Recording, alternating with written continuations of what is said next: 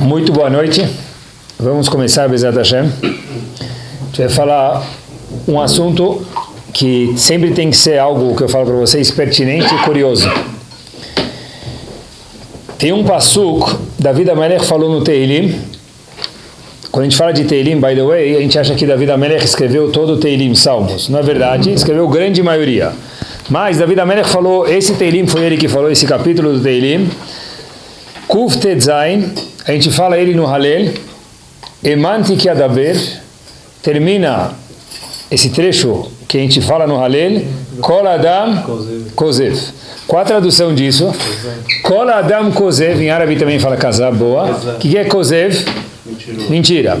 David HaMelech fala uma frase muito forte. Todo homem é mentiroso. Homem não quer dizer mulher que não é, tá bom? Ele não quis excluir as mulheres. Quer dizer, se o homem é, a mulher também é. Mas o que quer dizer isso? O ser humano, vamos traduzir assim, ele é um mentiroso. Pessoal, olhem que difícil. David HaMelech falou pra gente que o ser humano é mentiroso. Eu procurei nos comentaristas o que eles falam sobre esse verso. E David HaMelech traz num contexto histórico o que isso quer dizer.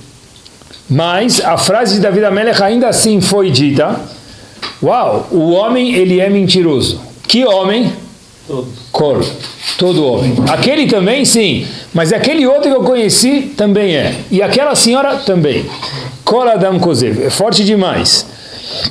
Então eu fiquei, na verdade, pensando alguns dias e algumas horas o que David HaMelech quis falar para a gente.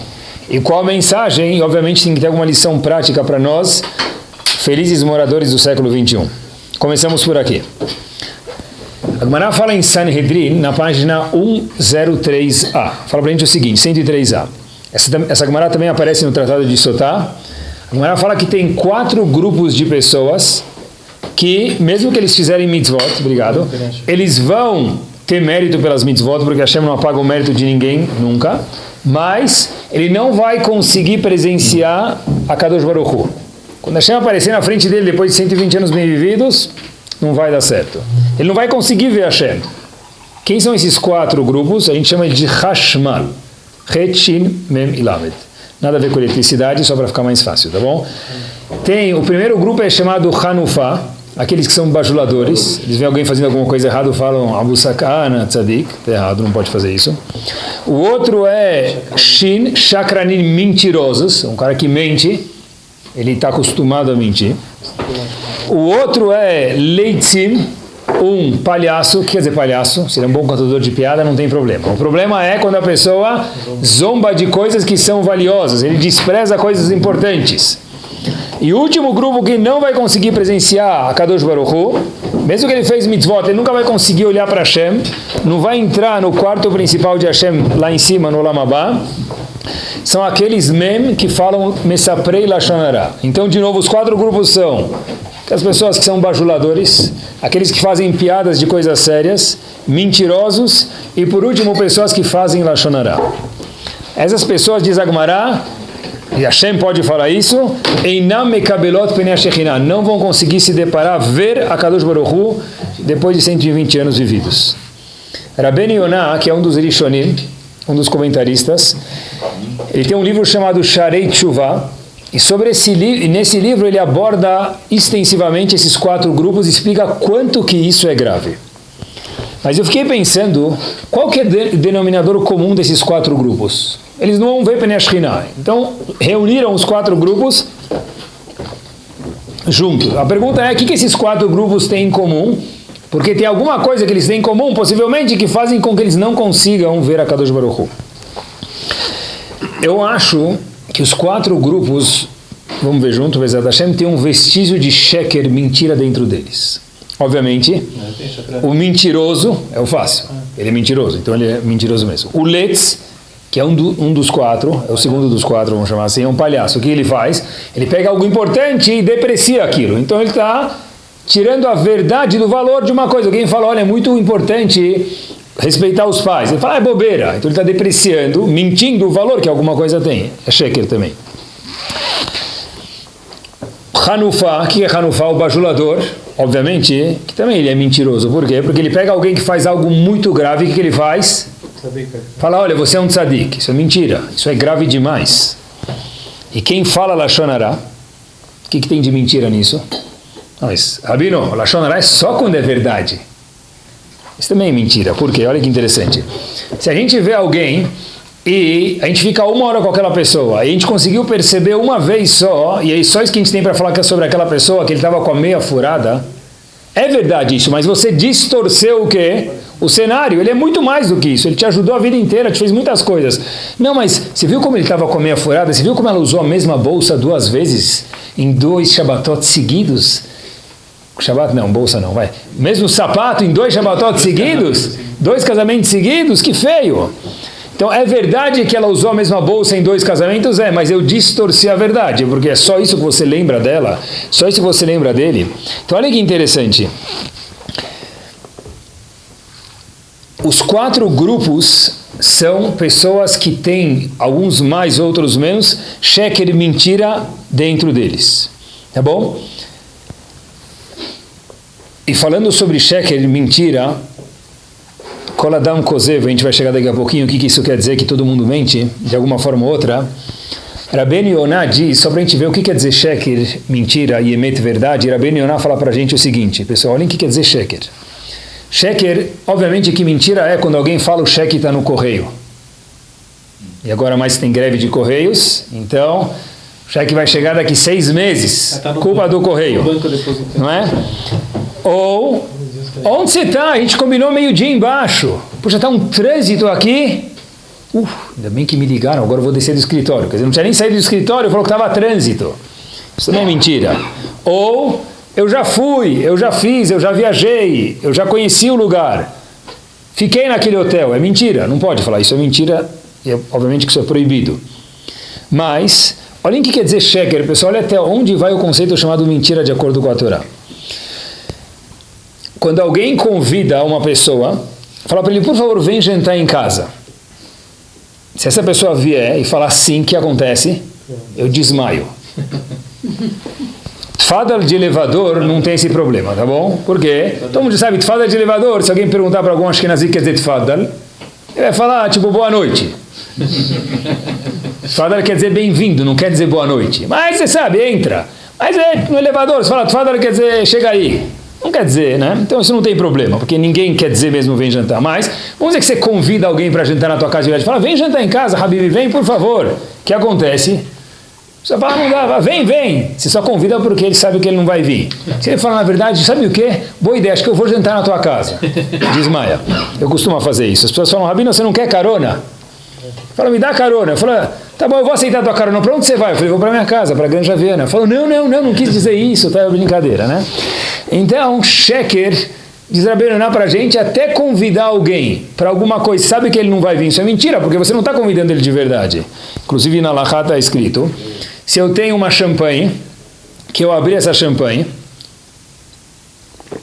e por qualquer ocasião eu abri, mas a rolha está tão bem colocada, e aí já veio o meu amigo jantar em casa, e vai sair o gás da champanhe, preciso usá-la de alguma forma, eu falo, opa! Trebruto, de não sei da onde lá, eu pego a champanhe e vou abrir para você. Pá! O que eu fiz? Menti. Porque eu não abri a champanhe para ele, nem comprei para ele, falei que comprei o que abri para ele, eu já comprei para quem? Para outra pessoa. Então isso é chamado sheker. Até tal ponto que a Torá preza o emet, a verdade, e a pessoa tem que fugir do sheker. São halachot que estão no Shulchan Aruch. Inclusive, Rabbeinu Yonah fala para a gente, olha que interessante, se alguém dá respeito para alguém, kavod, no nível X, por que eles dão esse kavod para ele? Rabbeinu Yonah traz um exemplo, que acham que a pessoa terminou 4 tratados do Talmud. Ele terminou só 3, diz Rabbeinu Yonah. Quem terminou 4, um respeito maior. Ou acham que ele tem uma conta no banco com algum 0 a mais, ele tem algum 0 a menos. Então, diz Rabbeinu Yonah, que se ele vê que estão dando para ele respeito mais do que ele merece, achando que ele tem alguma coisa que ele não tem, que ele precisa falar, obviamente de uma forma delicada e sem se envergonhar, olha, eu não sou isso que vocês estão imaginando, vocês estão tratando com a pessoa errada. Por quê? Porque isso é sheker, receber o kavod, da honra, que eu não mereço porque eu não sou, isso também é mentira. Sendo assim, sheker vai longe, pessoal. Inclusive, me permitam mais um exemplo, vai. Eu tenho um frigorífico, eu abate de animais kasher. Então, não é verdade, está só dando um exemplo. Então eu vou lá, e eu pego e eu estou fazendo shkita.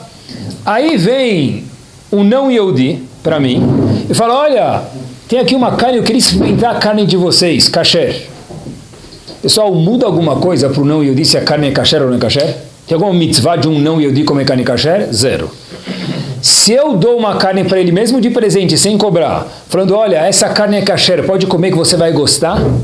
E ele fala, é muito boa. Opa, aí assusta, né? E ele fala ele fala que é muito boa, e eu nem dei uma carne kasher para ele. Isso é sheker, é mentira. Mas, meus queridos, novidade tinha que ser para a gente.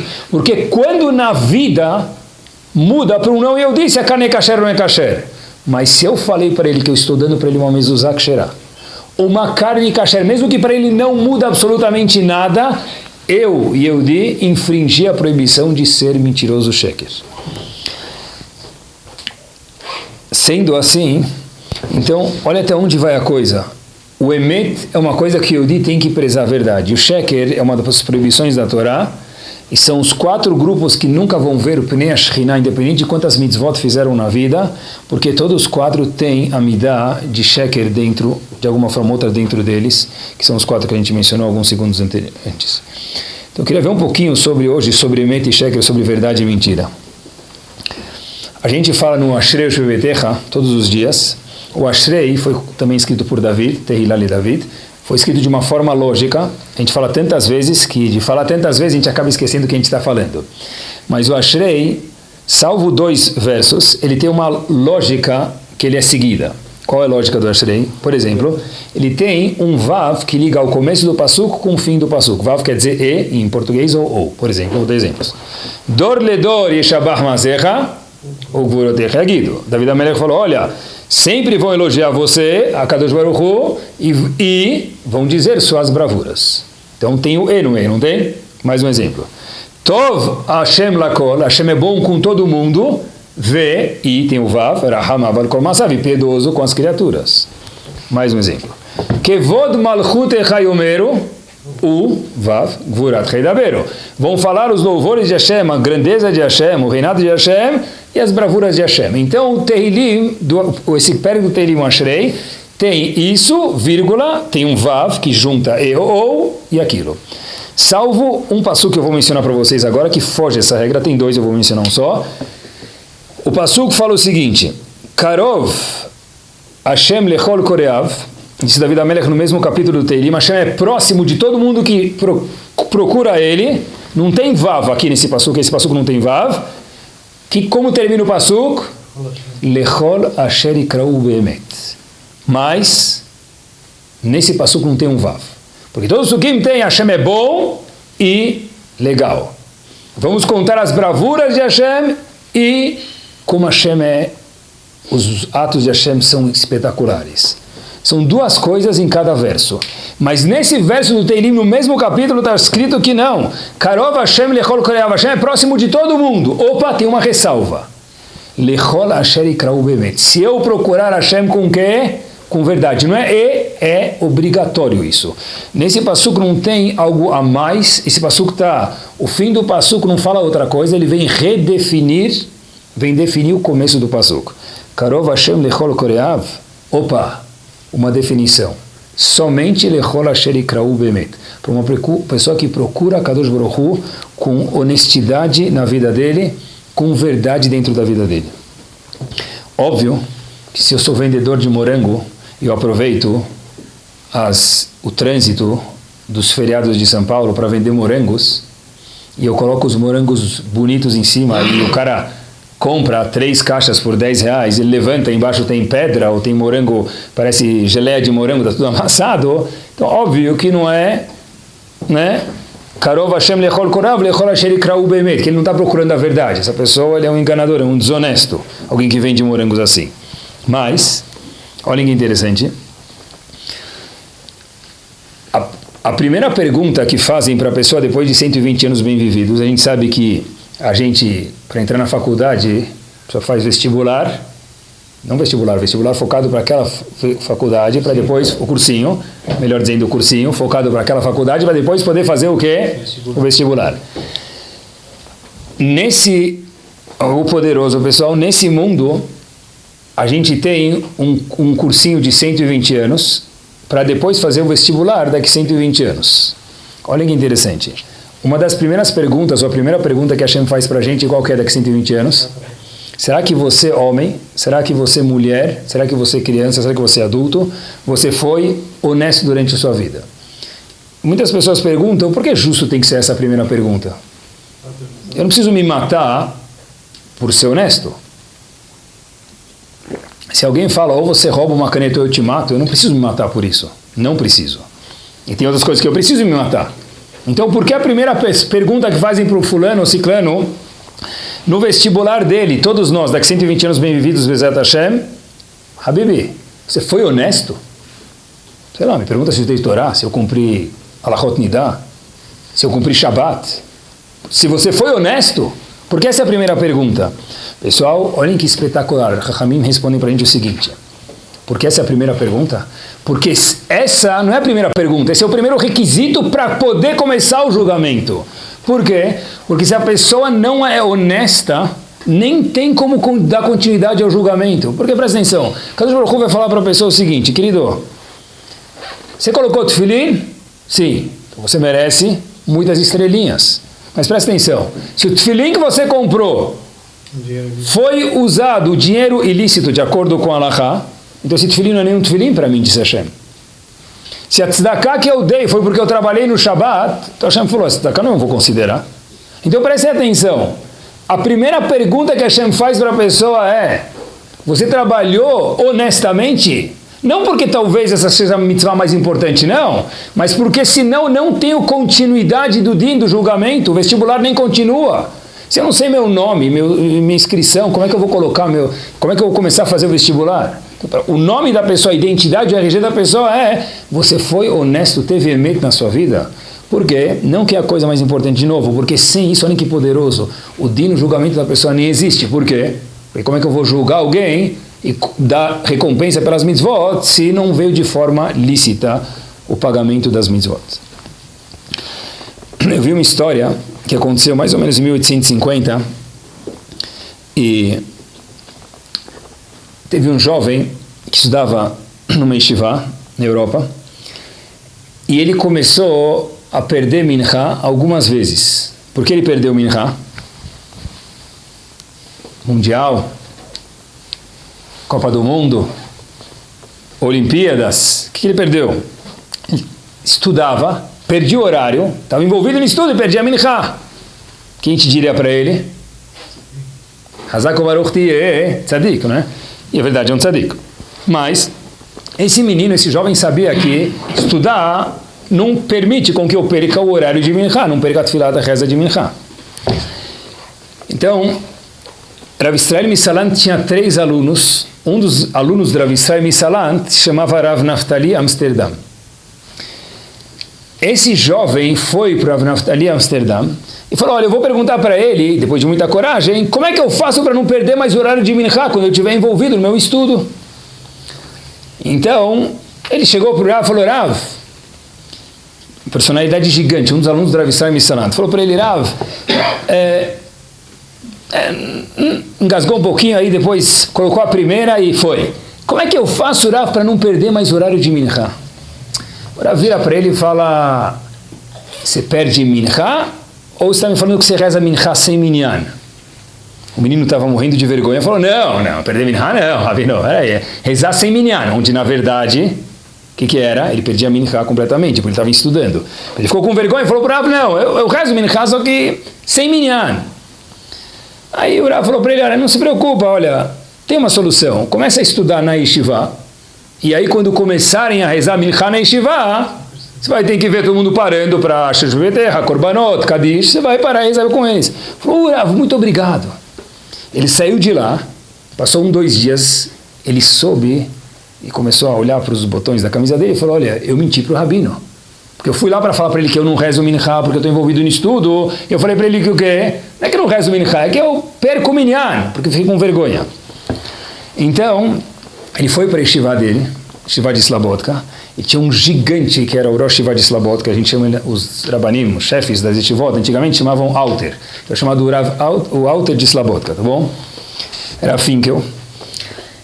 E esse menino era aluno dele. E falou para ele, Rav, eu queria sua ajuda que eu menti para o Rav Naftali Amsterdã. Eu fui com um problema, fiquei com vergonha, falei que eu rezava 100 minyanos, na verdade eu nem rezava minhá. O que eu tenho que fazer? O Alter de Slabot era uma pessoa muito calma, muito respeitosa, falou para ele, simples o que você precisa fazer. Volta para a casa dele, bate na porta e fala para ele que você mentiu. Falou, eu vou voltar para o Rav Naftali Amsterdã e falar que eu menti para ele. Ele falou, meu amigo, meu querido aluno, essa é a solução. Falou, Rav, por favor, outra coisa, alguma segulá, dar tzedakah, colocar a chave dentro da halá, fazer botzai pesach. Botar um hamster atrás do carro, meio que faça barulhinho, alguma fita vermelha em volta do pulso, eu boto no tornozelo também. Falou, não vai adiantar. Tá bom. Falou, ou você vai falar com ele e depois você volta, ou vai ser a última vez que você vem falar comigo. Então o menino falou, não tem outro jeito. Estava frio, era inverno na Europa. Esse menino começou a andar e falou que cada passo parecia uma eternidade, em direção à casa do Rav Naftali Amsterdã. E ele está andando assim, cada passo ele vai chegando, vindo aquela porta, fala, tomara que não seja aqui, tomara que a porta esteja errada. Ele vai chegando, ele vai... Ele chega perto, ele sabia onde era, porque ele já tinha ido lá a primeira vez, e ele começa a subir os degraus, aqueles 3 degraus para bater na porta, virar maçaneta, ele vai encostar na porta, ele sente uns tapias nas costas dele, esse menino. Então ele olha para trás e fala, quem está atrás de mim já? Ele olha um jovem, ele fala... Esse jovem olha para trás, vê outro jovem e fala, sim, como eu posso te ajudar? Ele fala, não, o Alter de Slabotka pediu para mim vir te chamar. Ele falou, não, mas ele próprio que falou para mim bater na porta e falar que eu estava mentindo, para o Rav Naftali Amsterdã. Ele falou, não, ele pediu para te chamar. O menino volta para o Rav e fala, Rav, eu não consegui bater na porta dele, eu estava na porta dele, o senhor mandou um mensageiro me chamar. Ele falou, já é suficiente. Eu não queria que você passasse vergonha. Eu queria que você sentisse aqueles passos que iam demorar a eternidade para você, para chegar até a porta da casa dele e falar o quê? Eu menti para o senhor. Eu não tenho permissão de te deixar passar vergonha. Então, obviamente que eu nunca pensei que você ia até ele. Mas eu queria que você sentisse quanto que é grave mentir, ser uma pessoa chakran mentirosa. Mas a ideia que tem aqui, pessoal, é fortíssima. O Shlach Kadosh, ele fala que tem algumas coisas em relação a Hinuch, educação dos filhos, que a gente não pode abrir mão. Uma delas é Emet e Sheker, verdade e mentira. Se meu filho me conta uma coisa que eu sei que é mentira, e eu vou rir para essa mentira, eu dei eu dei assinatura para a mentira dele. Porque se eu contei uma mentira para o meu pai e para a minha mãe, e eles riram, quer dizer que eu sou um cara cool, eu sou uma pessoa top nos olhos dos meus pais, então mesmo que às vezes pode ser engraçado, a gente tem que saber fingir que a gente está bravo. Não ficar bravo de verdade não é bom. Mas fingir que está bravo, falar, não gostei. Sem ser assertivo, não bravo, ser assertivo, falar, não gostei. Se meus filhos contaram uma mentira, eu rio dela, o que vai acontecer? Falou para eles, coloca a voz, Hazak Baruch, façam isso de novo. E obviamente que se alguém me ligou, e aí meu filho atende a ligação, quem é? Ele fala alto, é o negócio, manda avisar que eu não estou em casa. Então, meu filho entendeu que o quê? Que quando tem algum problema, eu vou mandar avisar também que eu ainda não fiz a prova, que eu não fui mal na prova, que amanhã não tem prova, que eu já estudei, porque meu pai e minha mãe faziam a mesma coisa. É difícil, mas a gente tem que se policiar. Qual o problema, né? Outro dia eu estava falando com algum jovem, e o jovem falou assim para mim, Rabino, qual o problema? Eu falei, como assim, qual o problema? Estou explicando que é grave mentir. Falou, qual o problema? Eu falei, como assim, você não entendeu do que eu falei? Ele falou, não, eu entendi o que você falou, mas... Eu falei, então, porque você está me perguntando qual o problema? Ele falou, meu pai sempre faz isso. Meu pai faz isso direto, qual o problema de fazer isso? Eu não vejo nenhum problema. Na minha casa a cultura é de mentir. Eu falei, uau, que cultura. Não é cultura inglesa, é uma cultura, não sei que cultura nobre, né? Tá? Quando se fala de mentir, verdade, acho que tem outras coisas que a gente esquece. Quando eu falo para o meu filho, ou para minha filha, ou para meu esposo, ou para minha mulher, tanto que for, eu gosto de você, eu te amo, parabéns, você estudou para a prova, parabéns, você foi responsável. Se eu falo isso porque eu escutei um shiur de Hinuch, eu já sou tzadik, eu falo para eles, mas eu não acredito nisso, eu não falo com verdade, perdi eles. Por quê? Porque os nossos filhos, esposas, maridos, e tal, sabem muito bem quando a gente está falando da verdade e quando a gente não está. Tem um sensor aqui que a gente não percebe, mas eles percebem. Se eu falo para ele, olha, parabéns, eu estudei no shiur, é difícil para mim falar isso, mas eu vou falar, é um elogio, é difícil, mas eu vou falar. Parabéns que você foi responsável e estudou para a prova. Eu falei isso, pronto, aí eu ponho no meu celular, checklist, cumpri a mitzvah, yatzati de Jehová, elogiei hoje. Pouco, fraco. Olha no olho do teu filho, olha no olho da tua esposa, do teu marido e fala, olha, parabéns, a janta hoje estava espetacular. Primeiro acredita, senão você é mentiroso, depois você fala. Isso também é emet e sheker. Eu vi um aluno um dia, vontade de chorar, pessoal, vou compartilhar minhas lágrimas com vocês. O aluno falou para mim que uma vez, perto dos Hagim, ele recebeu sobre si melhorar uma mitzvah. Ele falou que só ia fazer Birkat Hamazon se tivesse escrito. Não ia mais fazer Birkat Hamazon de cor. Depois de comer pão, né? Quando ainda havia pães Hamotzi, Chas v'Shalom, né? Hoje em dia, geração Mezonot, né? Mas existe ainda pão Hamotzi. Outro dia eu morava nos Estados Unidos, faz tempo, morava em Miami. Uma pessoa falou assim para mim, que ele foi comentar o restaurante, é kasher aqui de verdade, em Disney, em Orlando? Eu não sei, ele falou, porque eu entrei aqui no restaurante e o cara me falou que o mesmo pão, quarta-feira é Mezonot e Shabbat vira Motzi. Eu falei, deve ser que é agarrado Mickey Mouse, alguém assim. Mas, na época que ainda havia pão a Motzi, em Halab, então, esse indivíduo estava no aeroporto, no avião, imagina pessoal, quando chega no avião, está pronto para comer aquele omelete lá, já tive a semana passada, aquela compota de batenjan lá que ele já viu sobremesa lá. Ele chega lá, ainda o pão ainda é motzi. Para com isso, cara. Eu vou pegar o dinheiro de volta, eu preferia vir de classe de cargo. Então, nosso amigo, esse aluno me contou que ele foi lá e o pão era motzi, não sei o que era motzi, ele levou um pão motzi. Ele estava lá, só que ele prometeu para si mesmo que ele só ia fazer Birkat Hamazon se tivesse escrito. Ele não tinha um sidur, mas ele está morrendo de fome, o que ele faz? Pessoal, olhem que é emet. O menino falou, o que eu faço? Ele pediu para a aeromoça um papel e uma caneta, meus queridos. Escreveu o Birkat Hamazon inteiro e depois fez Birkat Hamazon. Porque se eu prometi para mim mesmo, ninguém me escutou, que eu só vou fazer Birkat Hamazon se tiver escrito, e não de cor, mas é sacanat nefashot. Você está no meio do avião sem comer nada, está morrendo de fome. Ainda mais sacanat nefashot, se chegar do outro lado e a mãe dele perguntar se comeu o sanduíche, ele fala que não comeu, é mais grave ainda, né? Como é que eu faço? Escrever o Birkat Hamazon inteiro. Porque se eu quero procurar o emet, a verdade, e não mentir, eu consigo. Mas eu tenho que acreditar primeiro que isso é verdade e que isso é importante. Então, a primeira dimensão de emet e sheker é se cuidar em falar a verdade. Não mentir. Inclusive, Rav Yechezkel Levinstein foi uma das personagens importantíssimas em Shivadimir. Depois que faleceu, um colega dele, Rav Yitzhak Sher de Slabodka, estavam esperando Rav Yechezkel Levinstein vir falar algumas palavras sobre o falecido, sobre Rav Yitzhak Sher. Rav Yechezkel Levinstein foi, mas não falou nada. Perguntaram para ele, Rav, por que você não falou? O senhor era muito próximo dele, é uma pessoa importante, o senhor ia ser respeitoso para o falecido. Pessoal, olhem o que é verdade e o que é mentira. Rav Yechezkel Levinstein falou o seguinte, eu tenho um problema. Meu neto faleceu faz pouco tempo. Eu tenho medo que durante o meu hospedo eu vou começar a chorar, vou me emocionar. As pessoas podem achar que eu estou emocionado com o falecido e eu estou emocionado com quem? Com o meu neto que faleceu. Mas e aí?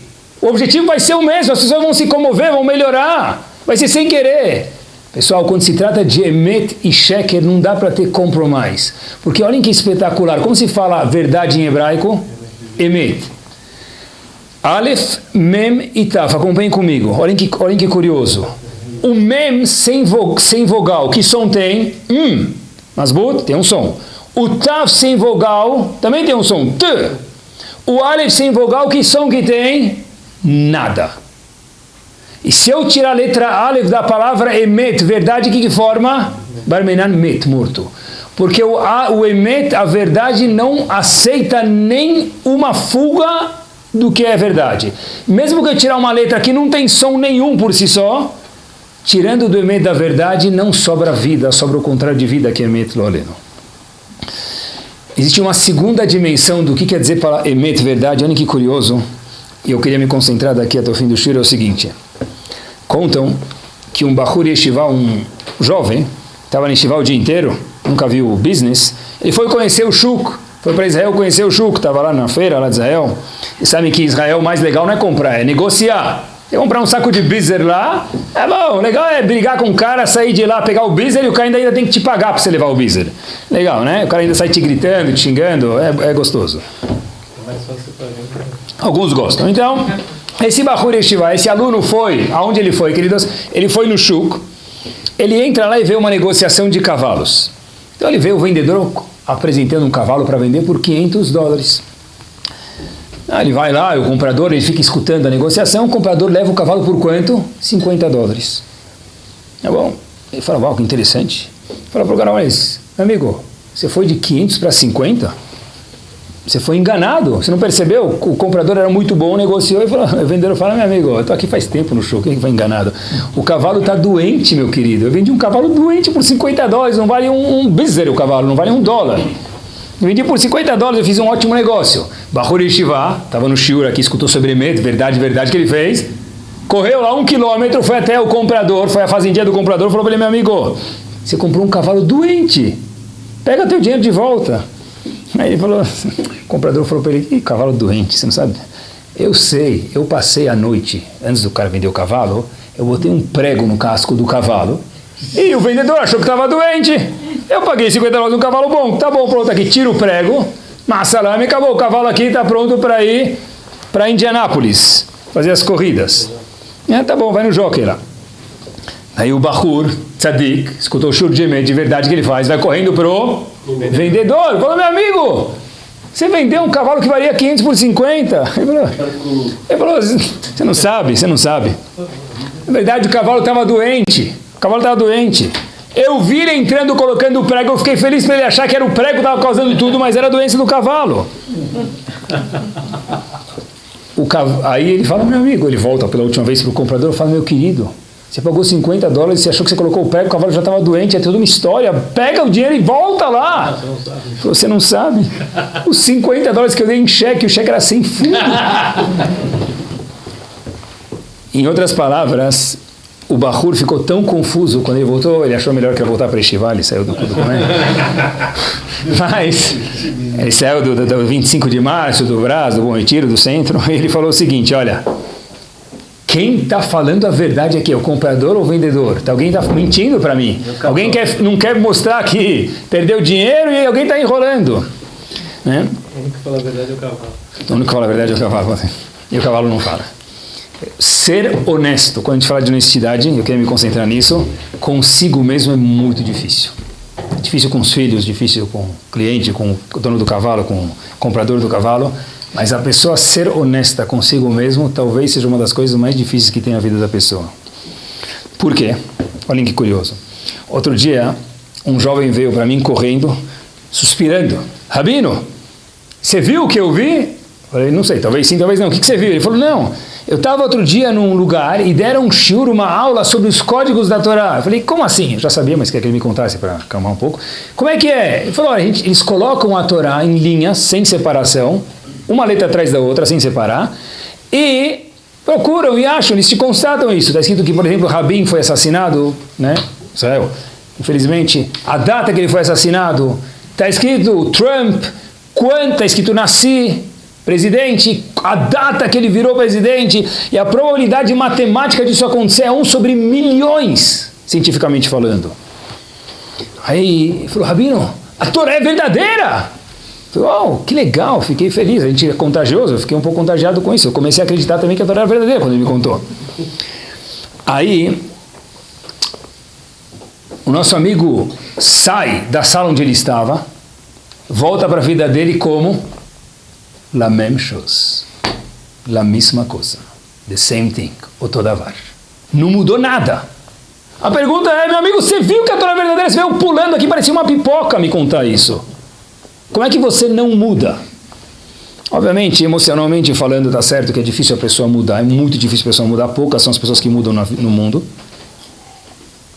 Mas tem um ponto, é o seguinte, você vai falar, poxa vida, está escrito na Torá que o único, quantas vezes a gente já não escutou isso, já é batido, o único animal, não devia ser, o único animal que tem no mundo inteiro, que não descobriram ainda as espécies de animais que tem rodando pelo mundo ainda, já é escrito na Torá há milhares de anos atrás, que é ruminante e não tem casco fendido, qual que é? O porco, mais nenhum. A Gemara pergunta, Moshe Rabbeinu era caçador? Como é que ele conhecia todos os animais? Daqui prova a Gemara, uma das provas, obviamente, que a Torá que daqui também, a gente vê que a Torá é verdadeira. Uau! Talvez a gente vai arregaçar a sobrancelha um pouquinho, levantar, regalar um pouquinho. Não, Baruch, Torá veyadir. Por que a pessoa não muda? Porque ele não é honesto consigo mesmo e não muda. Se eu vi que é verdade, como é que eu posso voltar para casa e continuar falando com minha esposa, com meu marido, com meus filhos, amanhã rezar sem minyan e daí por diante? É impossível isso. O maior aluno que o Hafetz Haim teve se chamou Rav Yochanan Wasserman. Hashem condenou, ele faleceu na mão dos nazistas. Os nazistas mataram ele. Rav Yochanan Wasserman tem um resumo, uma brochura que fica atrás da explicação dele, comentário dele sobre o Masechet Evamot. Um tratado muito difícil e ainda com comentários fica mais difícil ainda. Mas ele faz uma pergunta lá espetacular. A gente fala no Kriyat Shema, Lo taturu ahare levavchem ve'achare enechem. Pessoal, a gente fala isso milhares de vezes. Não desvia atrás do teu coração. Lo taturu ahare levavchem. O que quer dizer isso? Não segue teu coração, não vai para a esquerda? O que eu não posso fazer? Quer dizer, não sigo o meu coração. A gente fala todos os dias. O que eu tenho que pensar nessa hora? Qual a tradução literal disso daqui? Pessoal, olhem que pergunta espetacular. Perguntou Rav Yochanan Wasserman. Devia estar escrito Lo taturu acharei o quê? Da'atchem. Ideias erradas, não é vontades. Lo taturu acharei levavchem. Não segue teu coração. E a Gemara aprende daqui, não segue o quê? Ideologias ruins. Então o passuco deve escrever Lo taturu acharei da'atchem. Não segue dat. O que é dat? Uma ideia ruim, não levavchem. Não tem nada a ver com o coração. Mais ainda, olha que pergunta forte. A Yochanan Wasserman pergunta: como é que Hashem pode me obrigar a acreditar nele? O Rambam diz que a primeira mitzvah que existe na Torá, diz o Rambam Maimonides, é acreditar em Akadosh Baruch Hu. Como Hashem pode me obrigar a acreditar nele? Hashem pode me obrigar a entrar num mikveh 0 graus e ficar resfriado, pneumonia. Pode, ele não obriga, mas talvez poderia obrigar. Mas obrigar um sentimento, acredite em Hashem, como que Hashem pode obrigar um sentimento? Pergunta, olha para isso, ele faz 3 perguntas, todas respondem de uma vez só. Olha que espetacular. Uma criança de quantos anos tem a obrigação de ter a mitzvah da Torá, a primeira mitzvah de acreditar em Hashem? Obrigação isso. Quantos anos uma menina tem que fazer isso? 12. Um homem, 13. Pergunta ao Yochanan Wasserman o seguinte: um dos maiores filósofos que houve na história do mundo se chamava o quê? Aristóteles. O Rambam testemunha sobre ele, que o quê? Que Aristóteles estava um nível, não falei 10, nem 200, um nível abaixo da profecia. De novo, pessoal, o Rambam testemunha sobre Aristóteles, que Aristóteles estava, o filósofo, um nível abaixo da profecia. Ou seja, tirando nevoá, assim diz Rav Yochanan Wasserman, profecia, e Ruach HaKodesh, visão divina, não tinha um homem com sabedoria igual a Aristóteles que o Rambam conheceu durante toda a história da vida dele. Quer dizer, Aristóteles era, intelectualmente falando, o cara. Pessoal, olhem que interessante. Aristóteles acreditava em Hashem ou não? Não acreditava em Hashem. Pergunta então Rav Yochanan Wasserman o seguinte: um jovem de 13 anos, homem, uma menina de 12 anos tem que acreditar em Hashem. Aristóteles, que o próprio Rambam testemunha, o que, Habibi? Que ele estava um nível abaixo de um profeta, mas era de sabedoria, era o homem mais sábio que o Rambam conheceu. Ele não tinha emuná em Hashem, confiança em Hashem. Como é que uma criança precisa ter? Como é que a gente pode pedir para uma criança de 13 anos ter?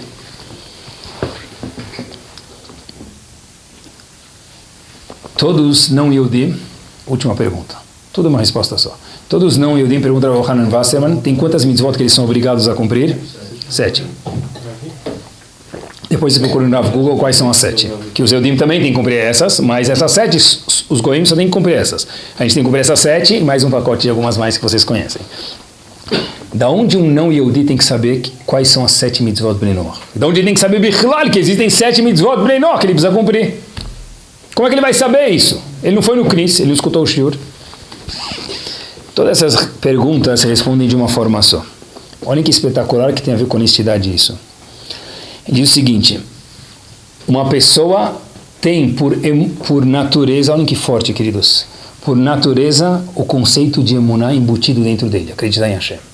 É o mais, pessoal, perguntas fortes que a gente tem que escutar depois isso de novo para lembrar isso. Perguntas fortíssimas, olha a resposta que espetacular. Uma pessoa tem o conceito chamado emuná, confiança em Hashem dentro dele embutido, isso é natural na pessoa. Se uma pessoa vem aqui e vê que tem um prato aqui, com um pedaço de bolo, um talher em cima do prato, e alguém falar para ele, olha meu amigo, da onde que está esse prato aqui? Ele fala, sei lá, estava aí ventando, eu cheguei aqui, esse prato... Meu amigo, um prato com um pedaço de bolo e o garfo colocado do jeito certo, não venta e cai em cima de uma mesa. E ainda outros pratos do mesmo conjunto. Impossível. Alguém colocou isso aqui. Então, se alguém colocou um prato com bolo na mesa, esse mundo tão espetacular, brilhante e lindo que nós vemos, o nosso corpo também, que é tão espetacular, é impossível que veio do acaso, foi um vento. Inclusive, se a gente procurar na ciência, muitos cientistas que eram da Gaviões da Fiel, em relação à torcida da Big Bang, voltaram atrás. É possível falar que é Big Bang. Um mundo tão perfeito, quando a ciência descobre cada vez mais sobre o cérebro do ser humano, é possível que alguém não criou. Então, se é assim, o natural da pessoa é acreditar em Hashem. Então a pergunta é o oposto. Pergunta ao Rabbi Hanan Wasserman, como a pessoa pode não acreditar em Hashem? O normal da pessoa é acreditar em Hashem. Como a pessoa pode não acreditar em Hashem? Diz ele que tem uma palavra que responde isso. Shohat, suborno. Qual é o suborno que nós recebemos dia a dia? Diz ele o seguinte: prazeres. Quando a pessoa tem prazeres, esses prazeres fazem com que a pessoa não seja honesta, falando de honestidade consigo mesmo. Eu prefiro viver de uma forma confortável. Pessoal, escutem essa frase. Prefiro viver de uma forma confortável, não verdadeira, do que viver de uma forma que eu tenho que mudar e seguir o emet, a verdade. É não mentir para si mesmo. Eu quero prazeres. Eu tenho prazeres, eu não quero mudar. Se eu falar que a Torá é verdadeira, que eu não posso mais ficar bravo, vai me comprometer. Porque eu não vou ficar bravo. Eu não estou bravo. Não, claro, não está bravo. Depois esse grito, óbvio que não está bravo. Sim? Então eu prefiro o quê? Falar que tá bom, isso é para o Rabino, não é para mim. Sim? Eu prefiro não ver, porque são os prazeres, as vontades que eu tenho. Eu não quero mudar. Então a pessoa prefere viver de uma forma tranquila, relax, on the rocks, falsa, sem ser honesto consigo mesmo, do que ver a verdade mesmo. Falando em verdade, olhem como é forte, porque a pessoa é Nogueia Badavar. Quer dizer, Nogueia Badavar, isso tem a ver comigo. Pessoal, olha até onde vai isso. Tem uma história, o Shach foi um dos comentaristas do Shulchan Aruch, teve uma vez, chamado Siftei Cohen, ele teve um julgamento com uma outra pessoa, teve um problema monetário, então ele foi para um outro Rav, para julgar, ele não pode julgar o caso dele. Então, o Rav legislou contra o Shach tinha que pagar para outra pessoa, ele perdeu. Então o Shach falou, tudo bem, eu aceito o seu veredito, Rav, mas perguntou o Shach para ele, o Rav que julgou, eles não sabiam que esse era o Shach, falou para ele, olha, onde o senhor viu essa lei, eu quero aprender. Então esse Rav que julgou o Shach, e o Shach perdeu, falou, olha, tem uma brochura nova que saiu de um comentário chamado Siftei Cohen, o Shach, e lá está escrito isso. Pessoal, ele próprio tinha escrito isso. E quando perdeu, falou, eu acredito no julgamento, mas onde você viu isso? Você próprio escreveu na sua obra isso. Por quê? Ramim aprende daqui, quando a gente é Nogueia Badavar, quando isso tem a ver com a gente, então a pessoa fica cega. Inclusive contam, falando de honestidade, né, que tinha 3 pessoas que estavam indo viajar, e aí eles foram viajando, e aí chegaram, escureceu antes da hora, não conseguiram chegar no hotel. Tinha um Yehudi, um índio e um político. Aí eles tinham que dormir em algum lugar. Então eles foram lá, acharam um casebre lá, estava escurecendo uma luzinha e bateram, falaram, olha meu amigo, a gente pode por favor entrar aqui, dormir aqui, a gente perdeu a conta, chegou no lugar errado. E a gente, só uma noite. O cara falou, claro que pode entrar, o senhor dorme na minha casa, mas é uma casa muito simples. Ele falou, tem lugar para 2 pessoas aqui. Estão em quantos? Ele falou, 1, 2, 3. Ele falou, não tem onde dormir, tem 2. Mas o pasto aqui é grande, você vai ter que ficar lá fora. Aí ele falou, tá bom, a gente se vira, vamos só entrar. Entraram uns 3 lá, não tinha lugar para os 3 deitarem, tinha só 2 deitarem. Então, o índio falou o quê? Eu vou dormir lá fora, não tem problema, vocês ficam aí. O índio sai, passou meia hora, o pessoal já está caindo no sono, ele volta. Falou, eu não posso dormir aqui no pasto, falou, me deixa entrar. Eu falei, o que aconteceu? Falou, tem uma vaca aqui, a vaca é nosso Deus. A gente não pode dormir aqui no... Indiano. Então o indiano falou, a vaca é nosso Deus, então a gente não pode dormir aqui.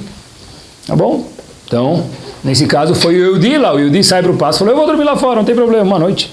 Ele dorme lá, aí o pessoal, 5 minutos, volta, beleza, não vem ninguém, 6º minuto, o pessoal começa a dormir, bate o Yehudi na porta, fala, eu não posso ficar no pasto, falou, mas por quê? Falou, tem porco aqui no pasto. Porco, de acordo com a minha religião, falou o Yehudi, é bravo, não dá pra ficar, eu não vou conseguir dormir com um porco aí no pasto. Tá bom, então já foi o índio, já foi o Yehudi, foi o político. O político vai lá, passou 5, 10 minutos, tranquilo, não volta ninguém, feliz. Passados 15 minutos, começa a bater na porta. Abre a porta, bater na porta. Aí o Yehudi que sai correndo junto com o indiano lá, abre a porta, ele abre, o que tem? Tá o porco e a vaca batendo na porta. Né? A gente não pode dormir com político. Mas pessoal, presta atenção, quando se fala de honestidade, é difícil. Mas honestidade de cada pessoa consigo mesmo é muito difícil. Então, diz Rav Yochanan Wasserman, que responde todas as perguntas. Como que a gente pode pedir para uma criança e não pedir para Aristóteles? A gente só pede para a criança, segura os prazeres um pouquinho e olha a verdade, porque a emuná está dentro de você. Por que está escrito Lotatura Acharei Levavchem e não Datchem? Porque o que faz a pessoa cair, escorregar o coração são os prazeres, não é o Dat, não é o intelecto dele. Como que o não-Yehudi tem que saber que existe Hashem? Ele tem que procurar, porque isso está dentro dele, tem que procurar quais são as 7 mitzvot Bnei Noach. Todas as perguntas se respondem de uma forma só. O que faz a pessoa escorregar, o que é, meus queridos? São os prazeres e a pessoa não ser honesta consigo mesmo. Eu saí, eu vi os códigos da Torá e eu saí. Igual, por quê? Eu não quero mudar. Se eu mudar vai me comprometer, então eu prefiro viver de uma forma não honesta. É incrível isso. Mas... pessoal, eu sempre me pergunto isso, eu não acho que é uma razão para não ir, mas é muito jovem para a Marcha da Vida no primeiro ou no segundo colegial, tá bom, é culpa dos jovens, tá bom. Então a pessoa vai lá para a Marcha da Vida com 30, 40 anos de idade. Outro dia uma pessoa falou, olha, poxa vida, a gente chegou na Marcha da Vida, estava lá e de repente quebrou o ar-condicionado do ônibus. A gente já ia reclamar. O monitor falou para a gente, não reclama, você acabou de sair de lá. Pessoal, e 2 semanas depois se quebrou o ar-condicionado do carro. Qual a nossa reação? Será quanto sobra? Eu não acho que não tem que ir, Deus me livre. Estou falando só pensando junto com a gente. Quanto sobra de tudo isso? Eu vi gente que não podia ir no banheiro, gente que não tinha o que comer, o que beber. Quanto honesto eu sou comigo quando eu reclamo? Acho que isso também tem a ver com honestidade. Quando a gente vê num prédio que querem colocar elevador de Shabbat, quem se opõe a não pagar o elevador de Shabbat? Normalmente, o próprio Yehudi. Eu quero construir sukkah. Obviamente você não vai construir a sukkah num lugar que tentar não incomodar as pessoas. Olha, aonde eu posso construir a sukkah? Conseguimos 10 votos, falta 1. O Yehudi não quer deixar. Como o Yehudi não quer deixar se fosse não Yehudi? Eu entendo. O Yehudi não quer deixar você construir a sukkah. Qual a resposta? Shohat. Mesma coisa. Prazeres. Sério que teve prazeres com isso? Muito simples. Costumo contar a história que tinha um cara lá, um indivíduo que fez bar mitzvah, estou terminando, um indivíduo que fez bar mitzvah do filho dele, ele resolveu convidar toda a família, mesmo que eles não conheciam, tá bom? Convidou todo mundo. Chegou lá o pessoal, e chegou um sobrinho, sentou na mesa, não vi ele faz 10 anos, falou, oi tio, como vai? Como vai? Aí o tio falou para ele, senta na mesa principal, serviu para ele uma comidinha, uma coisa, aí o sobrinho falou, não, eu vou pegar uma guaraná e tal. Mas come alguma coisa, não mais uma guaraná. Ele falou, meu Deus, vai explodir daqui a pouco, virar um chafariz, quantas guaranás você vai tomar, quanta água você vai tomar? Ele falou, na verdade, tia, que eu virei kasher, tá, nos últimos 10 anos. Quê? Kasher? Harref? Majnun? Meu pai era rabino, meu avô era shohet. Eu sempre pergunto, né, se é todo mundo rabino naquela época, quem que era a congregação? Mas tudo bem, tem aquele discurso. Passa-se 10 minutos, chega o outro sobrinho que o tio não vê. Ele chega com aquela calça rasgada, a cintura da calça está no joelho, assim aparecendo demonstration da cueca lá, né? Todo aquele negócio. Ele estaciona aquela moto lá, piercing até o chão, tá, aquele negócio no nariz, aparece de touro lá, ele chega lá, e aí tio, como é que vai? Tio. Aí o tio fala para ele, come alguma coisa. Ele falou, tio, eu estou natureba agora, eu só como cravos da Índia com manjericão, molho madeira.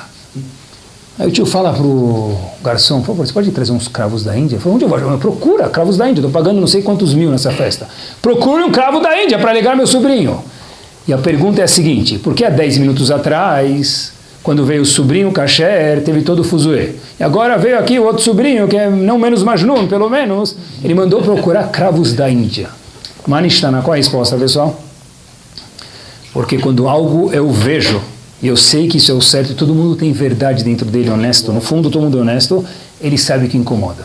Por isso que eu não vou permitir, se eu sou Yehudi, colocar no elevador de Shabbat. Porque se eu não uso o elevador de Shabbat, eu não sou religioso, cada vez que eu vejo isso, se morde meu coração.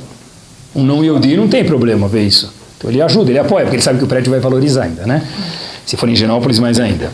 Mas olha que interessante, esse é o shohat, pessoal, eu prefiro viver de uma forma não honesta a minha vida inteira. Olha que interessante. É mais fácil, é isso mesmo, né?